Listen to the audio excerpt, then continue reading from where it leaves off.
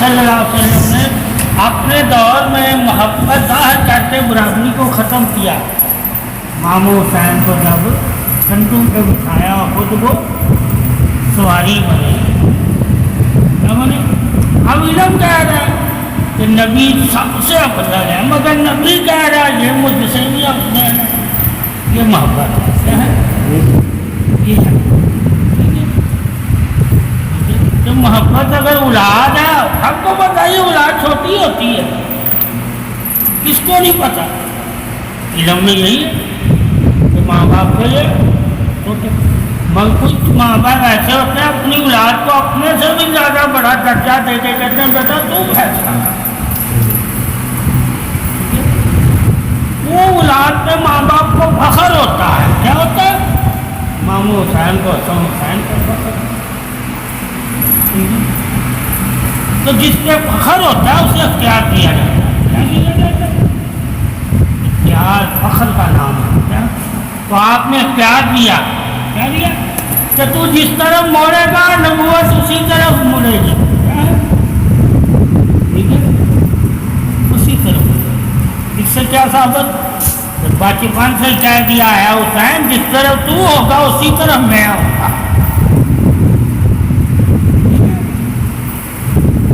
جس طرف تو چلے گا، اب تو مجھے جس طرف لے کر جائے گا میں اس طرف جاؤں گا. یہ حدیث ہے. ٹھیک ہے، اب یہ سارے مسلمان کلمے کے پیچھے. ٹھیک ہے، محمد صلی اللہ علیہ وسلم گیا حسین کے پیچھے. اب کلمے کے پیچھے جو تھے ان کے بارے میں بتا دیا گیا. وہ خانہ کعبہ کے ساتھ کیا تھے؟ کس کے ساتھ؟ اور حسین میدان کربلا کی طرف جا رہا ہے. اب وہ میدان کربلا کی میں سرکار خود موجود ہوں. ام سلمہ کو میں رات وہاں صفائی کرتا رہا. کیا کرتا رہا؟ کنکر اٹھاتا رہا. کیوں اٹھاتا رہا؟ کہ حسین کو چوٹ نہ لگے. کہنے لگے حتیٰ کہ چوٹیں تو لگی تھی، چوٹیں تو لگی تھی، مگر بتایا کہ میں اتنی محبت کرتا ہوں کہ اس کو کنکر بھی لگے تو مجھے تکلیف ہوتی ہے، تاکہ مسلمان جان جائے خواب سنتے. ٹھیک ہے، کہ تم لوگ یہ واقعہ سن کے بھی تکلیف میں نہیں ہو. نبی تو فرما رہا ہم کو کینکر بھی لگے تو مجھے تکلیف ہوتی ہے، اور تم لوگ کربلا کا واقعہ بھی سنتے تمہیں غم ہو نہیں ہے. اور نبی نے ابھی واقعہ کیا ہے دیکھا بھی نہیں ہے، آیا بھی نہیں ہے، بشارت اللہ کی طرف سے ہوئی تو رونے لگے. صرف بشارت ہے اور تم لوگوں کے سامنے سارے ظلم ہوئے اور تم لوگ آج تک خوش ہو. اور نبی دکھی، اس رات کو بھی دکھی. ٹھیک ہے، ام سلمہ کی بات میں آ کے بتا میں کہاں سے آ رہا ہوں. ام سلمہ اٹھی تو وہ شیشی دیکھی تو سرکار نے دی تھی کہ جس دی یہ سرخ ہو جائے گی میرا حسین شہید. تو وہ کسی سرخ آپ نے فرمایا پھر بھی مسلمان کے ہیں کہ نماز جس کی وجہ سے قبول ہوتی ہے وہ تو حسین کی محبت. اور نماز میں رو لیتے ہو، استغفار میں رو لیتے ہو، غم میں رو لیتے ہو، بیماری میں رو لیتے ہو، ٹھیک ہے، اللہ سے مانگنے میں رو لیتے ہو، پھر محبت میں نہیں روتے. باقی ہر آنسو تمہارے آنکھوں سے گر جاتا ہے اور بنا کے فخر کرتے ہو کہ ہم تو اللہ کی بارگاہ میں توبہ کیے، رو رو کے اللہ ہمیں معاف کر دے گا. کہا اللہ کیا کہہ رہا، اس کا رسول کیا کہہ رہا؟ اگر تو رو رو کے بھی توبہ کرے اور تیرے دل میں اہل پاک کی محبت نہ ہو تو اللہ تیری توبہ قبول نہیں.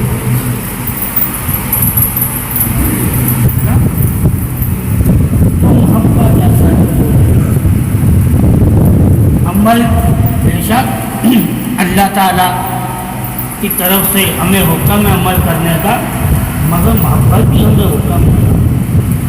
اب ایک اللہ کا حکم مانے عمل، اور ایک محبت ہے وہ نہ مانے تو عمل بھی اللہ ہمارے میں کس پہ مار دے۔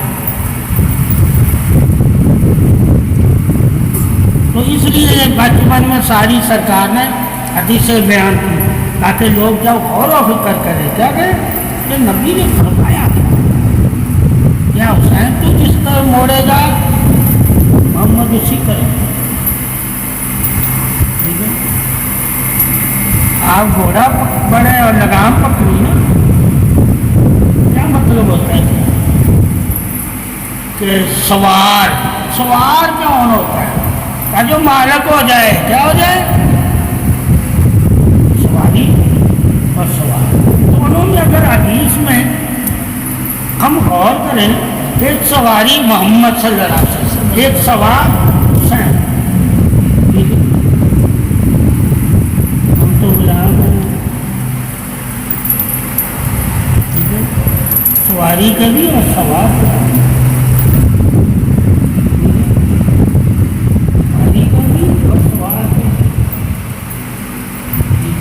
اب سواری نے سوار سے اپنے سے بڑھ کر محبت کی،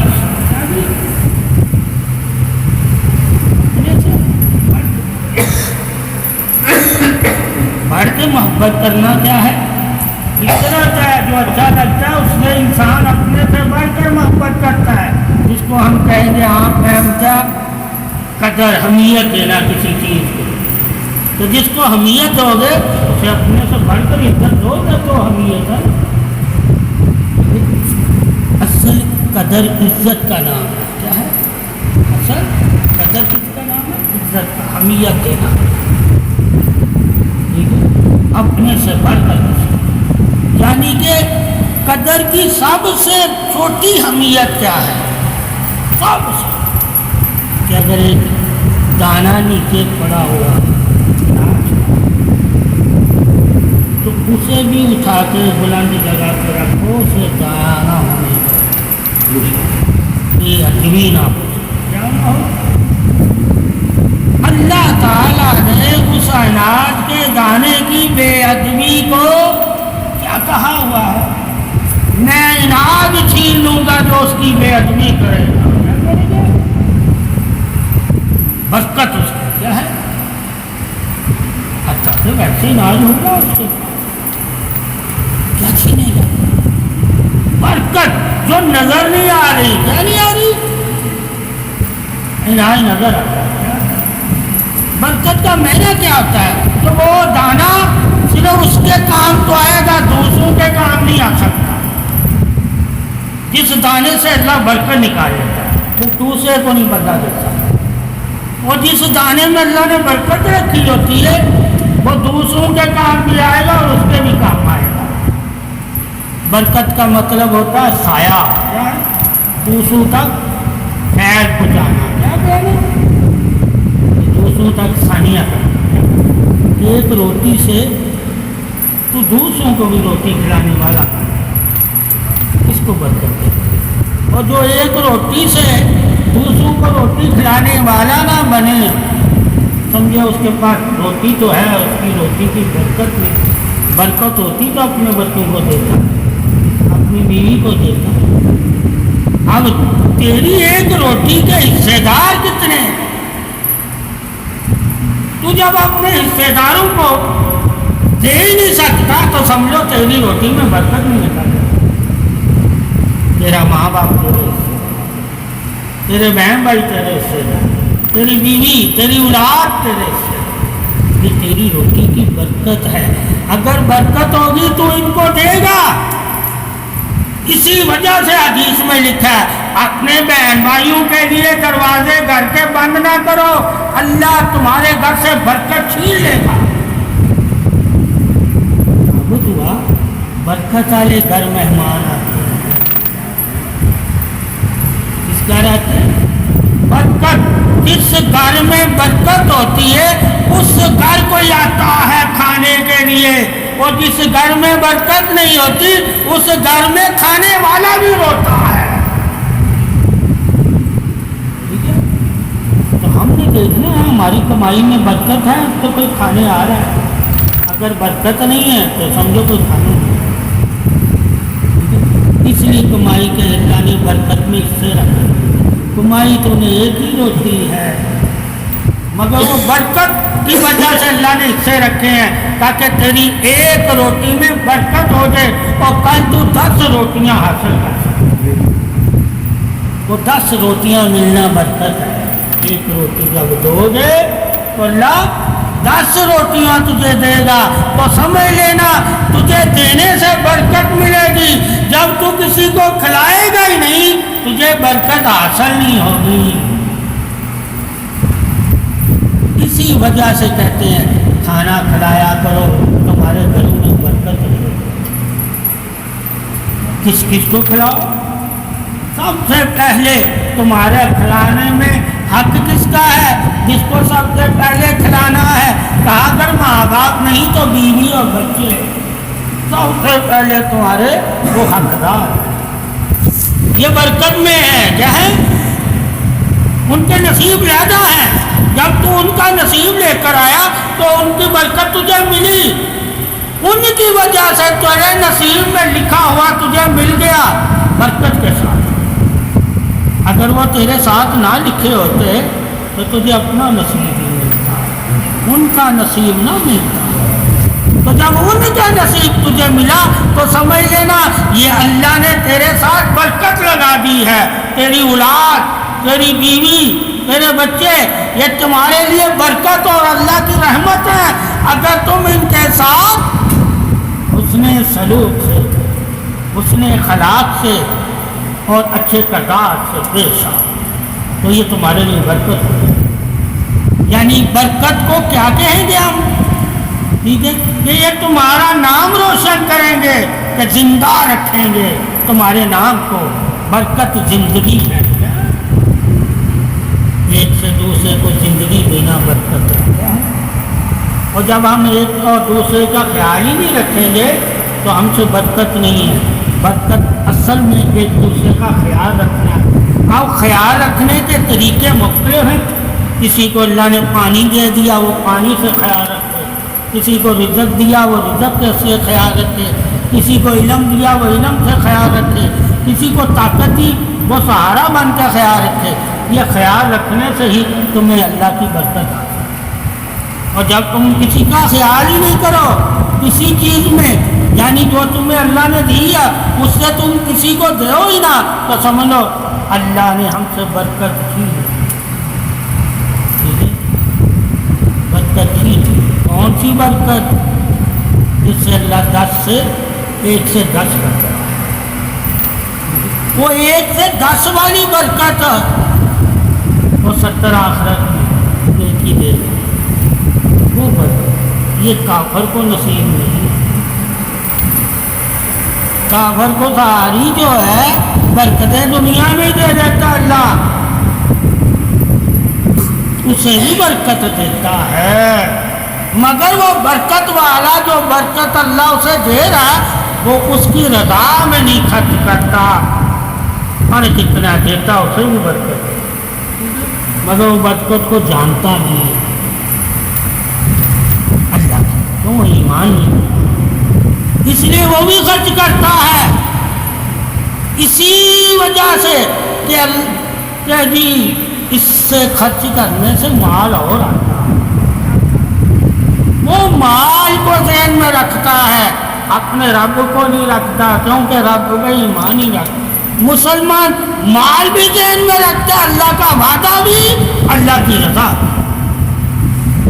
یہ جب نیکی کرتا ہے تو کہتا ہے اللہ کو راضی بھی کروں گا، اور جو اللہ نے وعدہ کیا ہوا ہے وہ وعدہ بھی اللہ پورے کرے گا۔ تو مسلمان کا یقین یہ ہے، اور کافر کا یقین یہ ہے کہ اللہ اس کو وہ دے گا مگر رضا نہیں دیتا۔ اس لیے نیکی کرنے میں مسلمان کا یہ انداز ہے، جو اللہ کی رضا کے لیے بھی نیکی کرتا ہے، یقین اس کا یہ ہوتا ہے، اور پھر اس نیکی کے بدلے اللہ نے جو اس سے وعدہ کیا ہوا ہے وہ اس وعدے پہ بھی یقین رکھتا ہے۔ ثابت ہوا وعدے پہ یقین رکھنا اور اللہ پہ یقین رکھنا یہ مومن کا کام ہے. ویسے دولت پہ ہر کوئی نہیں، جس کی بھی بڑھے گی وہ کام اور کرے گا کہ اس طرح میری دولت بڑھی ہے میں یہ اور کام کرتا ہوں. وہ دولت بڑھانے کے لیے کام کر رہا ہے. کیا کر رہا ہے؟ اس کا یہ ہے اس سے دولت. تم جو کام کر رہے ہو دولت بڑھانے کے لیے نہیں، اللہ کے وعدے اور اللہ کے حکم کو پورا کرنے کے لیے کر رہے ہو. تو جب اللہ کے حکم کو پورا کرو گے تو اللہ اپنے وعدے تمہارے ساتھ پورے کرے گا. تو اس نے تمہارے سے کیے کہ میں 10 گنا دنیا اور 70 آخرت، یہ اللہ کا وعدہ ہے مومن سے.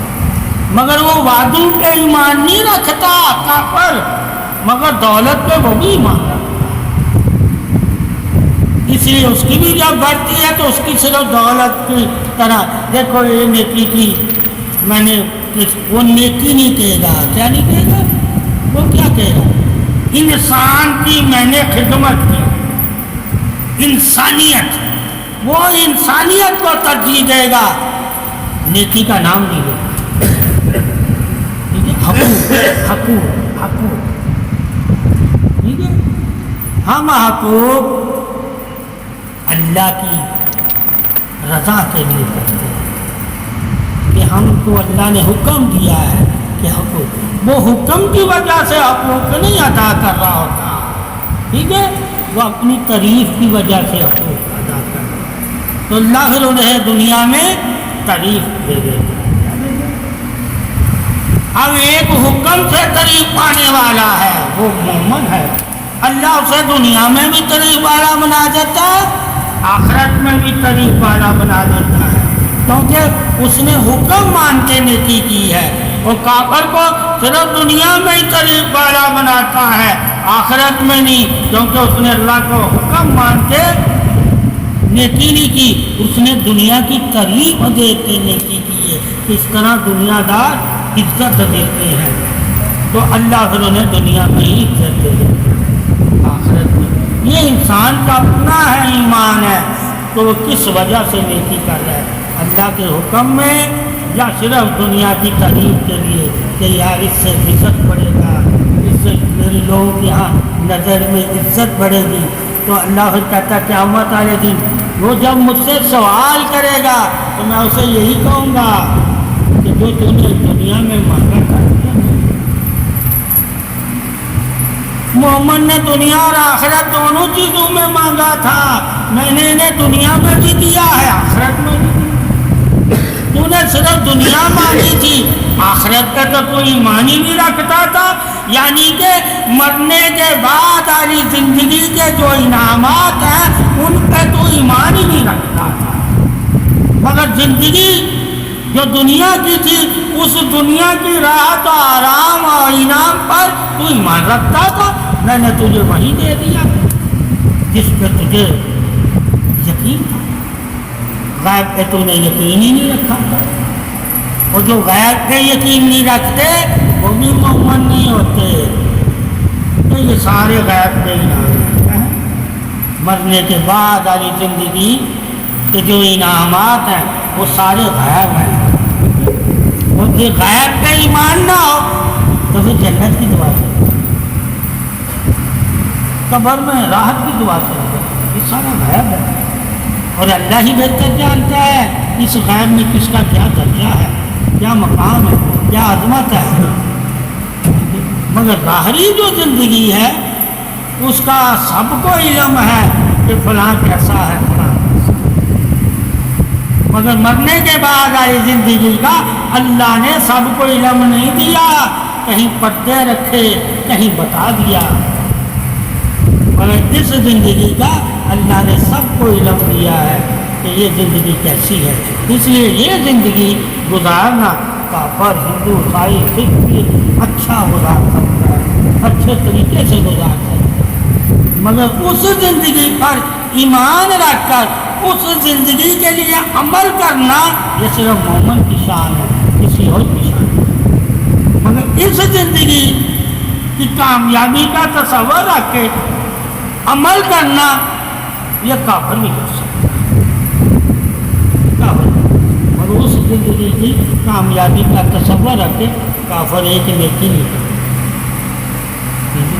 اس لیے مسلمان زیادہ جو دنیا دار ہوتے ہیں وہ کافروں کی تعریف کرتے ہیں اس زندگی کے لیے، صرف دنیا کے لیے، صرف دنیا کی. یہ بہت ترقی کرتے کیا کہتے ہیں، پوچھا جائے یہ ان کے بارے میں پڑھو تو صحیح حدیثوں میں کہ اگر ان کے گھر بھی، ان کے تکیے بھی سونے چاندی کے ہو جائے، اتنی راحتیں ان کو میں دے دوں، ٹھیک ہے، پھر بھی یہ بدنصیب ہے. تو ان کے آخرت ہے. نصیب کس کو کہتے ہیں؟ جس کی آخرت، اور جس کی آخرت ہی نہ بنے سمجھو بد نصیب ہے. ٹھیک ہے. اور پھر کیا ہے، انعام والا کس کو کہتے ہیں؟ جس کی آخرت ہو، اور جس کی آخرت ہی نہ بنے وہ ظالم ہے. ٹھیک ہے.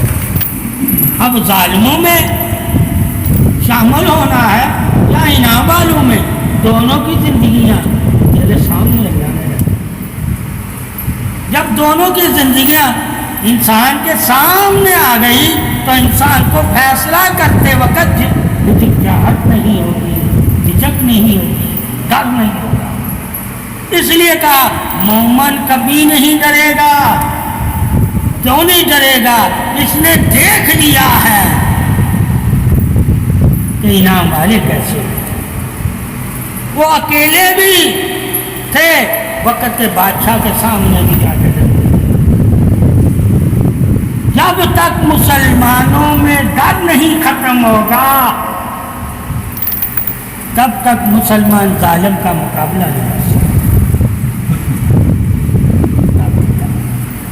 علم جتنا مرضی ہو، اگر علم تمہارے ڈر کو نہیں ختم کرے گا تو سمجھو علم نے تجھے کچھ نہیں دیا. علم نے تجھے کچھ نہیں دیا. جتنی مرضی عبادت کر لے علم کے ذریعے، اگر ڈر ہی نہیں تیرے اندر سے جا رہا تو ایمان والا ہی نہیں ہے. مومن اللہ سے ڈرتا اور کس سے ڈرتا ہے. تو ثابت ہوا اگر اوروں سے ہم ڈریں گے تو ہم اس مومن کی صف میں نہیں رہیں گے. اس لیے انبیاء کرام، اولیاء کرام، صحابہ کرام، اہل بیت ڈرے. آج ہم کس بات پہ کرتے ہیں؟ سوچ، دنیا کی سوچ، یعنی کہ دنیا کی چاہتیں ہمیں ڈراتی ہیں. اگر دنیا کی چاہت ہوگی ہمارے دلوں میں تو ہمارے دل میں ڈر پیدا ہوگا، اور اگر اللہ اور رسول کی چاہت ہوگی تو ہمارے دل سے ڈر ختم ہوگا. اس سے صاف ظاہر ہوتا ہے کہ دنیا کا چاہنے والا ڈرتا ہے، ٹھیک ہے، اور اللہ کو چاہنے والا ڈرتا ہے. چاہے وہ تنہا ہی رہ جائے، کیا رہ جائے، چاہے اس کو اس کے اپنے ہی قتل کر دیں پھر بھی نہیں وہ ڈرے گا. ٹھیک ہے، یعنی کہ اپنوں سے بھی نہیں وہ ڈرتا. حق بات ہے. تم تو اپنوں کا خیال کر لیتے ہو یار وہ برا نہ محسوس کرے، مگر جب غیر آتے ہیں تو تم لوگ خیال ہی نہیں کرتے، بولتے ہو. کہا وہ حق والا اپنوں کا بھی نہیں کرتا. کیا نہیں کرتا؟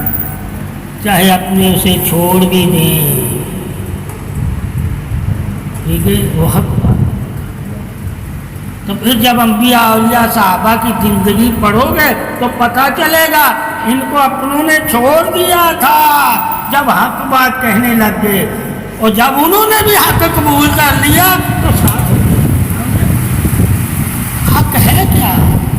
لا الہ الا اللہ محمد رسول اللہ.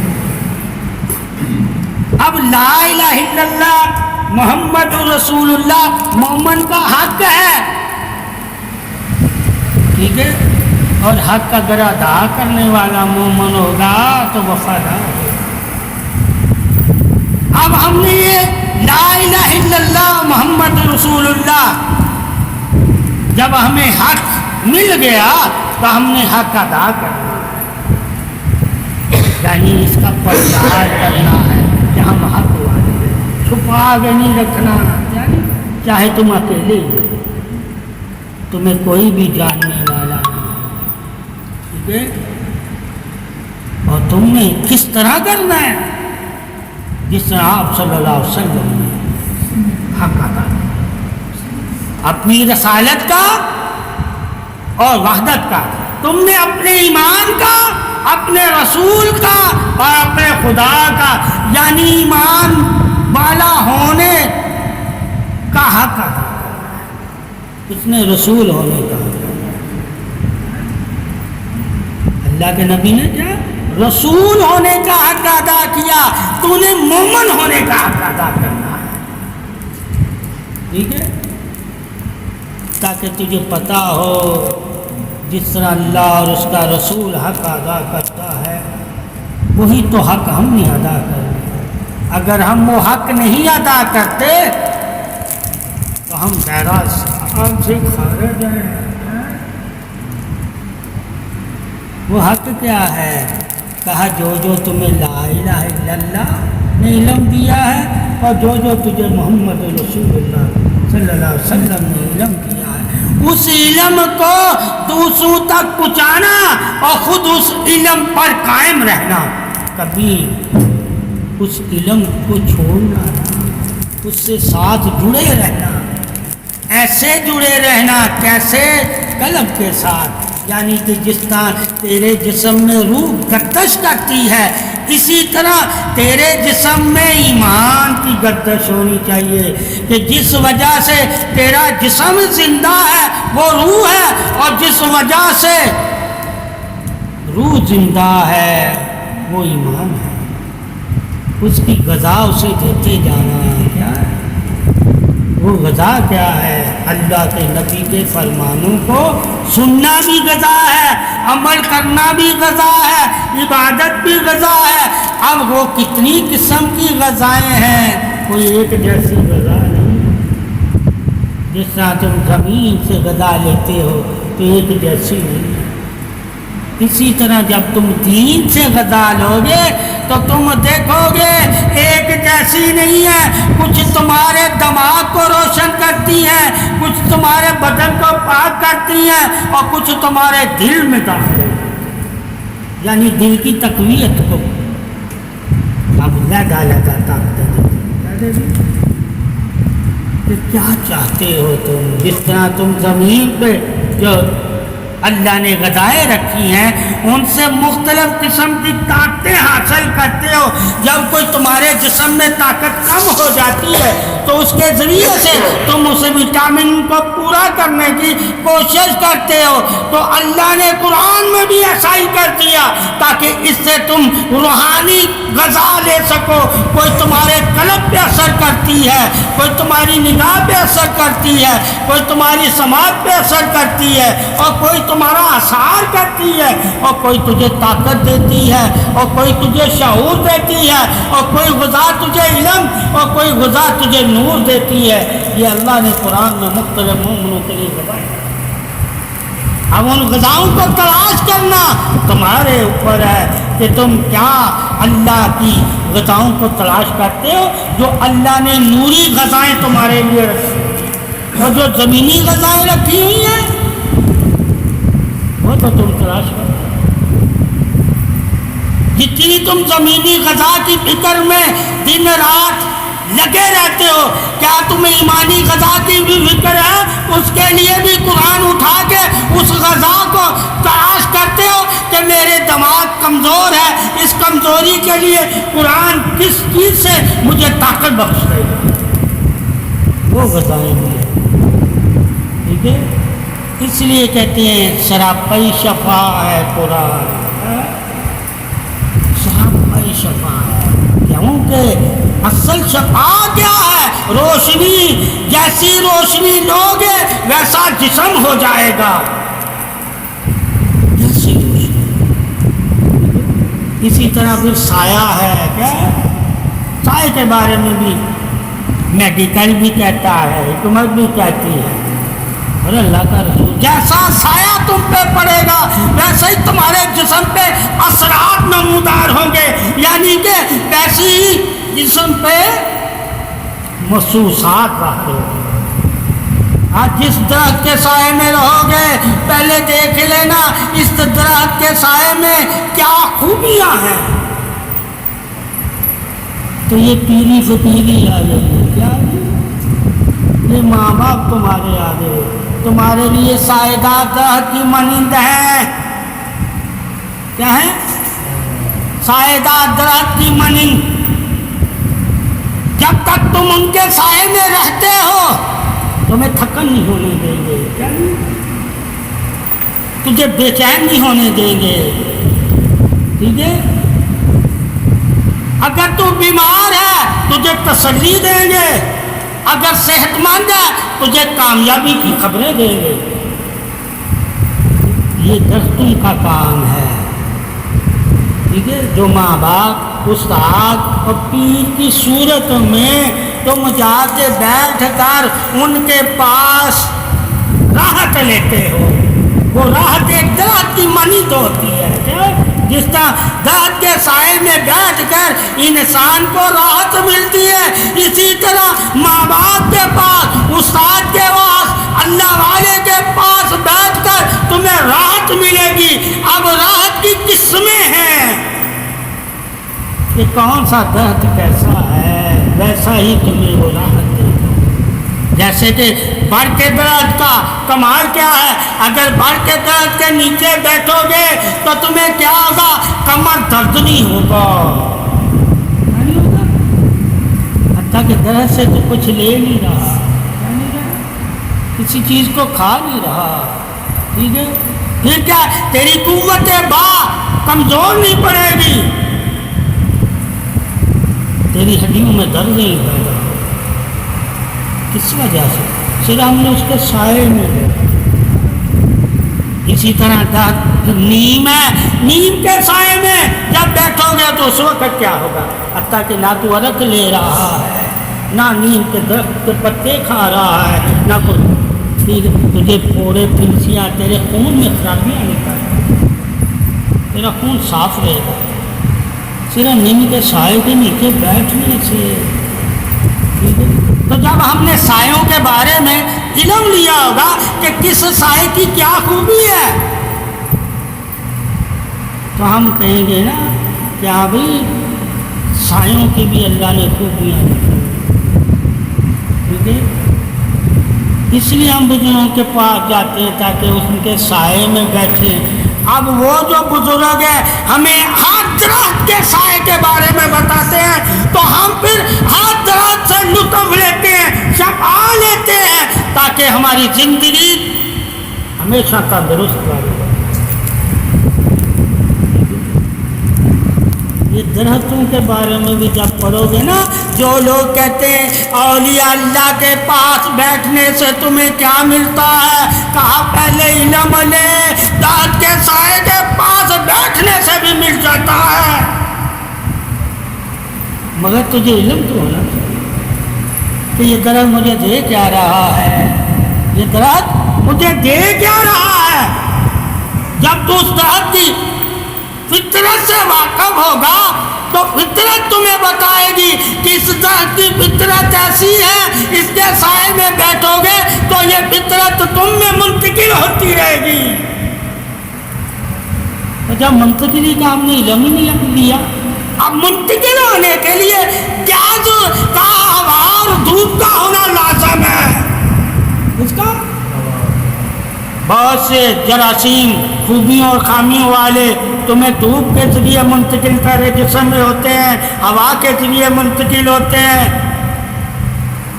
کہا اس میں منتقلی قدرتی ہے، کیا ہے؟ اسی طرح اولیاء کے پاس بھی منتقلی قدرتی ہے۔ اللہ کہتا تمہارے اندر منتقل ہوتے رہیں گے، ان کے فرمانوں کو اگر محسوس کرو گے یقین کے ساتھ، جس طرح سائے کے بارے میں تم نے علم لیا ہوگا اور تم جب علم لے کے اس اس سائے کو اہمیت دو گے تو اس اہمیت سے تمہیں وہ عزت ملے گی، یعنی کہ جس کی جتنی قدر کرو گے وہ تجھے ہی قدر والا۔ تو جب ہم نے علم ہی نہ لیا ہوگا تو ہم اسے اہمیت ہی نہیں دیں گے، اور جب اہمیت ہی نہیں دیں گے سمجھو ہم نفع نہیں لے سکتے۔ تو اسی طرح اگر بزرگان دین کا انسان نے علم لیا ہوگا، بزرگان دین کیا نفع دیتے ہیں، اور ان کے پاس کتنی حکمتیں ہوتی ہیں، کتنی دانائی ہوتی ہے، کتنے علم ہوتے ہیں، کتنی پاکی ہوتی ہے، کتنی سلامتی کی انہیں خبر ہوتی ہے، اور کتنے سیر و سیاحت کے بارے میں وہ جانتے ہیں، اور کتنے باغوں کی وہ سیر کرتے ہیں۔ کیا وہ ہمیں بھی سیر کروا سکتے ہیں؟ کیا سیر کے بارے میں وہ ہمیں دلیل حدیث سے کوئی دے سکتے ہیں کہ بیٹا جب تمہیں اور میں اور تو گفتگو کر رہا تھا اس وقت جنت کے فلانے محل میں فلانے باغ میں ہماری روحیں سیر کر رہی تھی؟ ایسی سیروں کی وہ جب خبر دیں گے، ہر ذکر کی مختلف سیر ہے، جس طرح قیامت کے بعد اللہ تعالیٰ جنت دے گا تو حافظ جنت میں ہوں گے، پڑھتے جائیں گے تو ان کے درجے بلند ہوتے جائیں گے۔ اسی طرح اللہ تعالیٰ نے گفتگو کے بھی درجے رکھے ہوئے ہیں، جیسی گفتگو سنتے جاؤ گے ویسے ہی تمہارے خیال بدلتے جائیں گے، ٹھیک ہے؟ اور جب تمہارے خیال بدلیں گے اور ان خیالوں کو اللہ کی طرف لے جاؤ گے، اللہ ان خیالوں کو تمہیں عطا کر دے گا کہ تمہیں بدل دے گا۔ لازم ہے اپنے خیال اللہ کی طرف لے کر جانا۔ اگر تم چاہتے ہو یہ خیال اللہ تعالی ہمیں عطا فرمائے، اگر ہمارے لیے اچھے ہیں تو ہمیں دے، اگر ہمارے لیے اچھے نہیں ہیں تو ان خیالوں سے ہمیں بچا لے۔ اپنا خیال بھی اللہ کے سپرد کر دیا کرو۔ جب مومن کو پتہ ہوگا کہ میرا رب وہ ہے کہ میں اس رب کے سامنے اپنا خیال بھی ظاہر کرنا ہے، تاکہ میں تو نہیں جانتا یہ خیال کل کے لیے میرے لیے بہتر ہے نہیں، اللہ تو جانتا ہے۔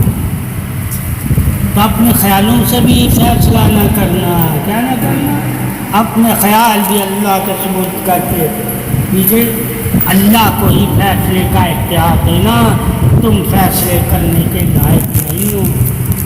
اس لیے کہا خود سے فیصلہ کرنا انسان کی گمراہی ہے، اور جو اللہ اور رسول کے فیصلوں پر راضی ہو جاتا ہے اور انہی فیصلوں پر چلتا ہے اور وہی فیصلے اپنی زندگی میں اپنا لیتا ہے اور انہی فیصلوں پر فیصلے اپنی زندگی کے کرنے لگ جاتا ہے، وہ کبھی گمراہ نہیں۔ ثابت ہوا ہمیں اپنی زندگی کے فیصلے بھی آپ نہیں کرنے، اپنی زندگی کے فیصلے بھی آپ نہیں کرنے۔ اللہ رسول نے جو ہماری زندگی کے بارے میں کامیابی کے فیصلے کر کے ہمیں بتایا ہوا، انہی لوگوں کی طرح ہمیں بننا ہے، یعنی وہی ہمارے فیصلے ہیں جو ہمارے بڑوں کے فیصلے ہیں۔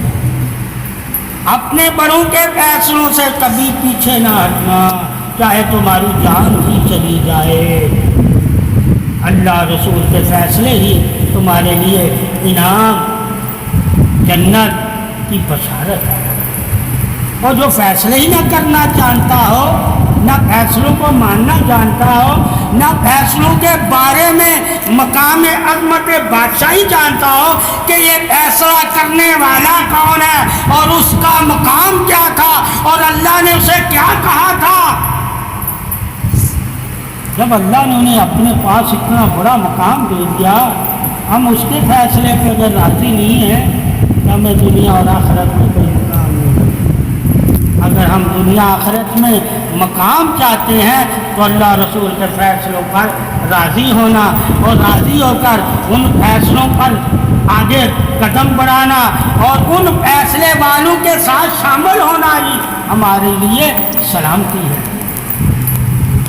اسی طرح مختلف مقام پہ اللہ تعالیٰ نے مختلف طریقے سے انسان کو اپنی طرف بلایا ہے، کہیں سائے کے ذریعے، کہیں روشنی کے ذریعے، کہیں اندھیرے سے خوف دلوا کے، ٹھیک ہے، اور کہیں انسان کی عظمت بتا کے، کہیں پیدائش بتا کے، کہیں رسالت کا شرف بتا کے، کہیں اپنی بے نیازی کو ظاہر کر کے۔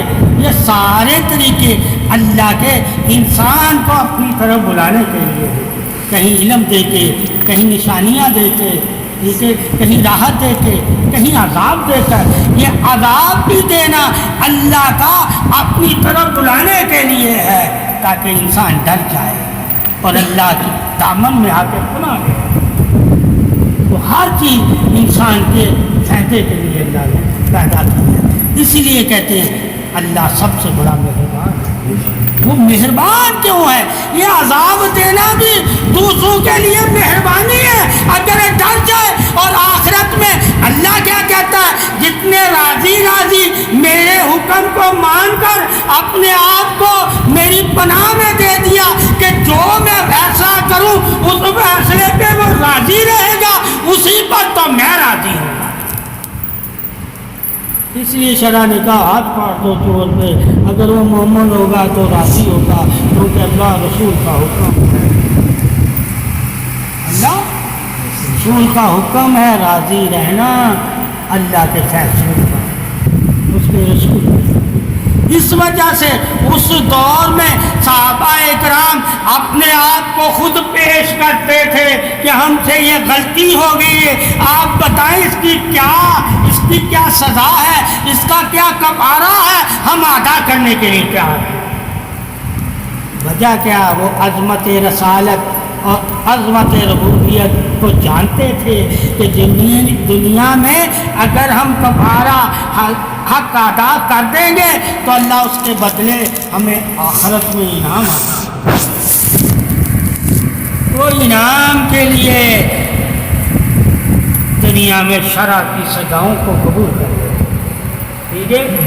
ہم عذاب یعنی کہ شرع نے جو سزائیں رکھی ہوئی ہیں اگر ان سزاؤں سے بھاگو گے تو آخرت میں اللہ تمہیں وہ سزائیں عطا کرتے ہیں، معافی نہیں ہے، معافی نہیں ہے جب تک تم اللہ کا حکم نہیں مانتے۔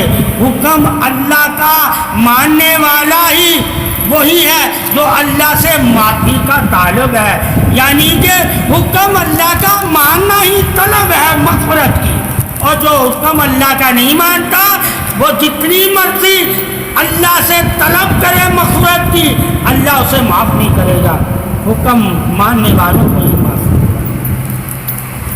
گا، حکم ماننے والے۔ جب ہمیں علم ہوگا اللہ رسول کا حکم ماننے والے ہی معافی کے حقدار ہیں، اور جو اللہ رسول کا حکم نہیں مانتے وہ جتنی مرضی توبہ کریں آخرت میں انہیں کوئی توبہ نہیں ہوگی۔ حکم کیا اللہ رسول کا؟ توبہ کس کو کہتے ہیں؟ ٹھیک ہے، پاسدار ایمان، جس کی وجہ سے تیرا ایمان مقبول ہو جائے، یعنی ایمان کی اگر حفاظت چاہتا ہے تو توبہ کر لے، ورنہ ایمان تیرا ضائع ہو جائے گا۔ تو ثابت ہوا ایمان ضائع بھی ہو جاتا ہے، بندہ کلمہ نماز سب کچھ پڑھ رہا ہوتا ہے مگر وہ ایمان ضائع ہوا ہوتا ہے اگر وہ سچی توبہ نہیں کرتا، نہیں کرتا سچی توبہ۔ ایمان اللہ نے توبہ کے زمرے میں ایمان کس کو کہا ہے؟ نور کو کہا ہے۔ کس کو کہا ہے؟ نور کو کہا ہے۔ لا الہ الا اللہ محمد رسول اللہ الفاظ ہے، اس وقت الفاظوں کو نہیں کہا نور ہے جو تیرے سینے سے اللہ نکال دیتا ہے جب تو توبہ کرتا ہے، پھر اللہ میں نور ڈال دیتا ہے. تو ثابت ہوا اکثر ایمان نور کو کہتے ہیں. اور نور جو ہے وہ کس کی وجہ سے ہے؟ کہا محمد اور محمد یار کی وجہ سے. تمہارے قلبوں میں نور پیدا ہی نہیں ہو سکتا جب تم علی اور آل محمد سے محبت نہیں کرتے. ثابت ہوا محبت علی ہی نور کی موجودگی کا احساس ہے. ٹھیک ہے، احساس ہے. تو اللہ محبت علی کی حفاظت کرتا ہے جب تم توبہ کرتے ہو، اور حفاظت وہ تیری بھی ہے اور علی کے نور کی بھی. ٹھیک ہے، پوچھا ہے اپنے نور کی حفاظت کے لیے ہم سے توبہ کروا رہے ہیں. بغیر توبہ کے ہمارے دل میں نور نہیں رہنے دیتا. اس کی وجہ کیا ہے؟ ناپاکی. اللہ پاکی کو پسند کرتا ہے، ناپاکی کو پسند نہیں کرتا. جب تمہارے بدن، تمہارے ذہن، تمہاری نگاہ، تمہاری زبان، تمہارا قلب ناپاک ہو جاتا ہے، اللہ تم سے نور لے لیتا، اور وہ نور تمہارے آس پاس ہی ڈگمگاتا رہتا ہے. عرش پہ اللہ نہیں اسے بلاتا کہ کبھی بھی تو توبہ کرے گا تو پھر سے تمہیں دے.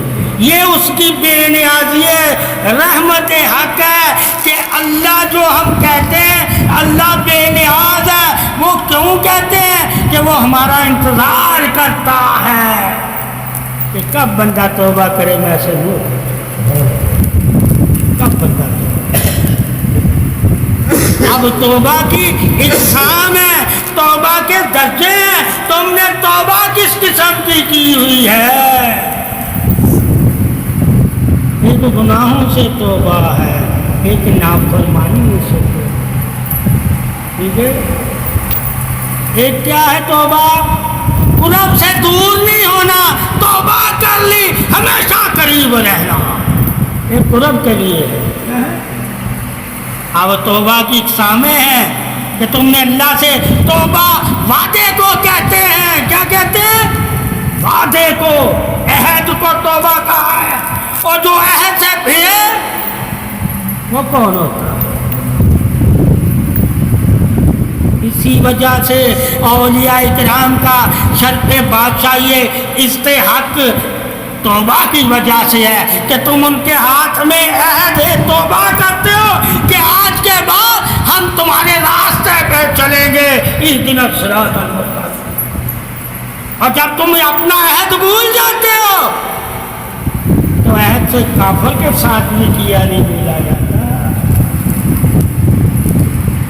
عہد کافر کے ساتھ بھی کیا نہیں بھولا جاتا.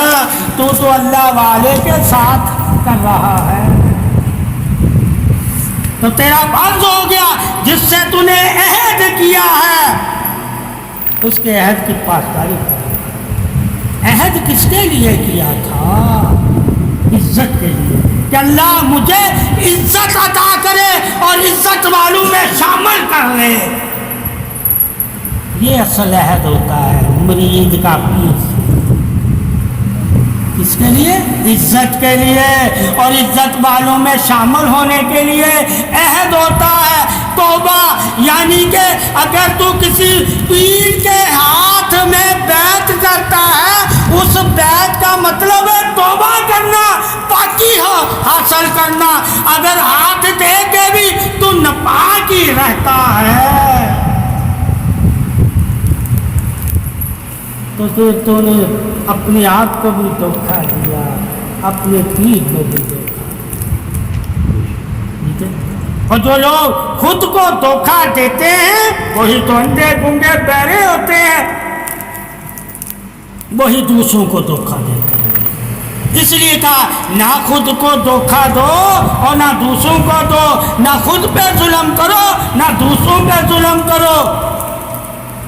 ظلم بھی تو ظلم ہے، ظلم بھی دھوکہ ہے. کیا ہے؟ ظلم بھی دھوکہ ہے. اس لیے کہا سب سے بڑھ کر تمہاری نظر میں کون ظالم ہے؟ کہا منافق دھوکے باز ہوتا ہے. ترین عذاب اس کے لیے اللہ نے جہنم میں رکھا. کیوں رکھا؟ کہ وہ سب سے بڑا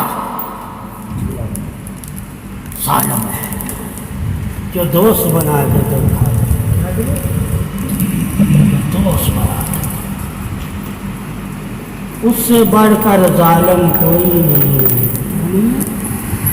اب ثابت ہوا دھوکے کی بھی اقسام ہے. عام آدمی دھوکا دے اس دھوکے کا مطلب اور ہے, کوئی اپنا دھوکا دے اس کا مطلب اور ہے, اور کوئی دوست اور بازو بن کے دھوکا دے اس کا مطلب اور ہے, اور کوئی پیر اور ولی اور مومن بن کے دھوکا دے اس کا مطلب اور ہے. ٹھیک ہے, بہت سے پیر ولی مومن بن کے بھی تمہیں دھوکا دیں گے, بہت سے دوست بن کے بھی تمہیں دھوکا دیں گے, بہت سے عالم دین بن کے بھی تمہیں دھوکا دیں گے. کہا عالم دین کا دھوکا کیا ہے؟ کہا وہ علم تمہیں خود سے دیں گے, خدا کا نہیں دیں گے. یعنی اللہ رسول کی باتیں وہ کم بتائیں گے اور اپنی زیادہ بتائیں گے, تو یقین کرنا وہ بھی تمہیں دھوکا ہی دیں گے, ملاوٹ کر کے دیں گے. اب آئی کہ ملاوٹ کرنا بھی دھوکا ہے. اگر تم ملاوٹ کر کے کوئی چیز کسی کو دے رہے ہو تو تم دھوکا ہی کر رہے ہو. کیا کر رہے ہو؟ تو دھوکا کون دیتا ہے؟ کہاں منافق. تو ملاوٹ بھی منافقوں کا پیشہ ہے, مومن کا پیشہ نہیں ہے. اور لالچ بھی منافقوں کا پیشہ ہے. لالچ دے کے دھوکا دے یہ بھی منافق ہے. سچ بولے گا تو پکڑا جائے گا. ٹھیک ہے, اس لیے کہا وہ جھوٹی قسم کھاتا, اس لیے کہا وہ منافق ہوتا ہے جو مال بیچتے وقت قسمیں کھائے. یقین کر لینا یہ منافق ہے, دنیا کے نافع کے لیے قسم اٹھا رہا ہے, اور اللہ تعالیٰ کے نبی نے دنیا کے نافع کو چاہنے والا یعنی کہ دنیا سے محبت کرنے والے کو کتے کی مانند کہا ہے, اور دنیا کی چاہت کیا کہا؟ مرا ہوا جانور. ٹھیک ہے, تو جو قسمیں دنیا کے چاہت میں کھاتا ہے کہ مجھے مال و زر مل جائے گا قسمیں اٹھانے سے, تو یقین کرنا وہ کتے کی مانند ہے. دنیا کی محبت میں کرتا ہے. اگر اسے اللہ سے محبت ہوتی تو وہ سچ بولتا, کیونکہ دنیا دھوکا ہے, دنیا جھوٹ ہے, دنیا دکھاوا ہے, دنیا سحر ہے. اب جس سے جیسی محبت کرو گے ویسے ہی بن جائے. اب دنیا دار انسان کو جاننا ہے کہ یہ کس طرح دنیا سے محبت کر رہا ہے. جس طرح کی اس کے دل میں محبت ہوگی اس طرح کی اس میں عطائیں ہو جائیں گی. اسی طرح دیندار کو جاننا کہ اللہ رسول سے اور دین سے یہ کس طرح کی محبت کرتا ہے. جس طرح کی اس میں محبت ہوگی اسی طرح کی اس میں. تمہیں بدلتی محبت ہے. کیا بدلتی محبت؟ اب دنیا داری کے حساب سے بھی تم محبت میں مرتے ہو, اور دین داری کے حساب سے بھی تم محبت میں. وہاں بھی کہا محبت, یہاں بھی کہا محبت. وہاں محبت یعنی دنیا کی چاہت, مال و زر. دین کی چاہت محمد اور محمد کی یاد. ہر ایک طرف مال و زر ہے, ایک طرف اللہ رسول, اور اللہ رسول کی یاد ہے. کس سے محبت؟ اب جس سے محبت کرو گے ان کی ادائیں اپنانا بھی لازم ہے. یعنی کہ مصاحبت اختیار کرنا لازم ہے. پھر جب تمہیں پتہ چل جائے گا کہ محبت میں مصاحبت لازم ہے تو دنیا دار والی محبت کو بھی پہچان جاؤ گے, اور دیندار والوں کی محبت کو بھی پہچان. تمہیں پھر پوچھنا نہیں پڑے گا. کیا نہیں پڑے گا؟ پوچھنا نہیں پڑے گا. تم نظر اس طرح ہوگے کہ لوگ خود کہیں دیں گے. اور جب لوگ خود کہیں تو سمجھ لو تبلیغ ہو گئی. اب تو دنیا کی تبلیغ کر رہا ہے کہ تجھے دیکھ کے لوگ دنیا کی تعریف کرتے ہیں تو سمجھو تو دنیا دار ہے، اور تجھے دیکھ کے لوگ اللہ کی تعریف کرتے ہیں تو سمجھ لو تو دیندار ہے. ثابت ہوا تعریف سے پتہ چلتا ہے تم کسے دیکھ کے کس کی تعریف کرو. جس کو دیکھ کے جس کی تعریف کرو گے وہ اسی سے نسبت رکھتا ہے، اسی سے نسبت، اسی کو کہتے ہیں پیری مریدی. ٹھیک ہے، چاہت کو کیا پیری مریدی کہتے ہیں. تیرے دل میں جب تک چاہت ہے، محبت ہے تو تو پیر والا ہے. اگر محبت نہیں ہے، چاہت نہیں ہے تو نہ تو دین والا ہے نہ پیر والا. اس لیے کہا اللہ کے نبی نے لازم کیا جس ولی کی چاہت کو علی کی چاہت. ٹھیک ہے، یعنی کہ ولایت کو چاہنا اور ولایت سے محبت کرنا دین ایمان کی سلامتی ہے. ورنہ دین ایمان تیرے پاس ہے مگر سلامتی نہیں ہے. یعنی لا الہ الا اللہ تیرے پاس ہے، محمد رسول اللہ تیرے پاس ہے، یہ دونوں کی محبتیں تیرے پاس ہیں مگر علی کی محبت تیرے پاس نہیں ہے تو یہ دونوں ہی تیرے سے منہ پھیرے ہوئے ہیں. اگر علی کی محبت تیرے پاس ہے یہ دونوں ہی تیرے ساتھ ہیں. وعدہ ہے اللہ رسول کا اور قرآن کا. کس کا؟ قرآن بھی علی کے ساتھ، اللہ بھی علی کے ساتھ، محمد صلی اللہ علیہ وسلم. یہ ساتھ تینوں کسی اور ساتھی کے نہیں ملیں گے. میں سب میں مل جائیں گے.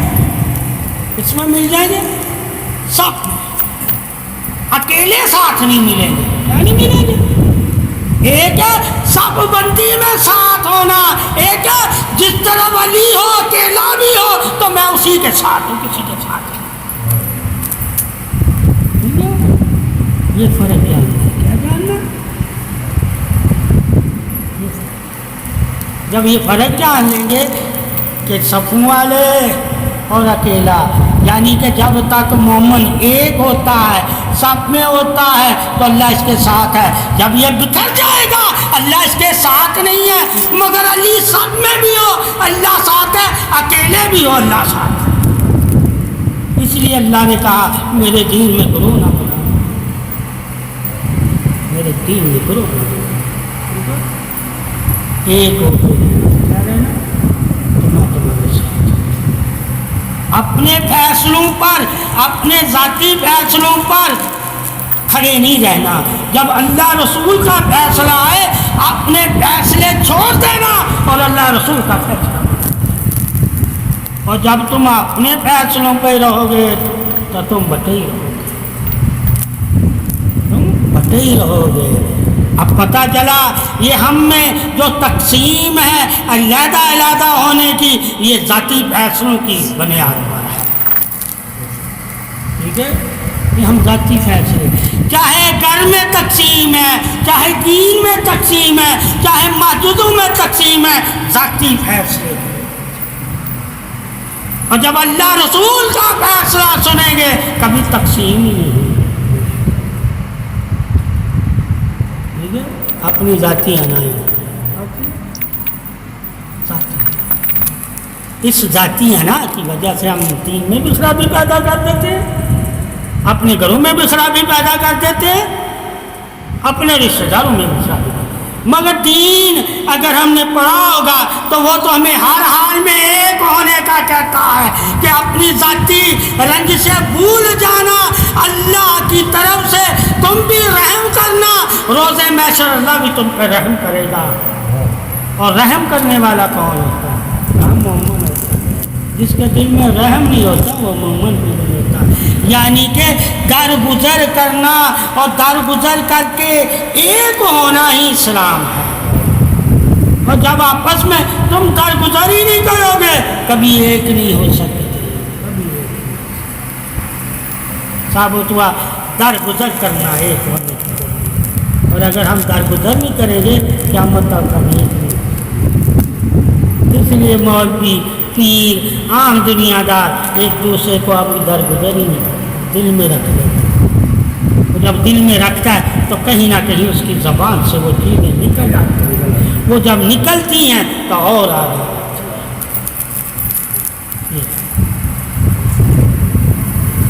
ہاں ڈاکٹر سے جلدی آ جائے ہے ہی اصل ہے نقل تو کوئی ہے ہی نہیں.